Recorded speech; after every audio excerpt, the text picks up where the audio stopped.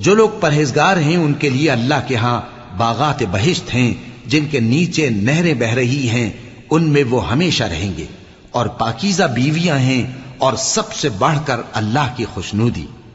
اور اللہ اپنے سب بندوں کو دیکھ رہا ہے جو اللہ سے التجا کرتے ہیں کہ اے پروردگار،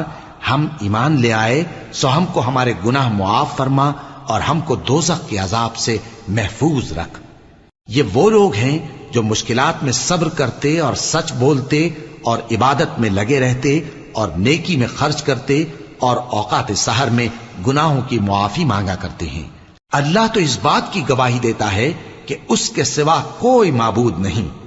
اس حال میں کہ وہ انصاف کا حاکم ہے، اور فرشتے اور علم والے بھی گواہی دیتے ہیں کہ اس غالب حکمت والے کے سوا کوئی لائق عبادت نہیں۔ دین تو اللہ کے نزدیک اسلام ہی ہے، اور اہل کتاب نے جو اس دین سے اختلاف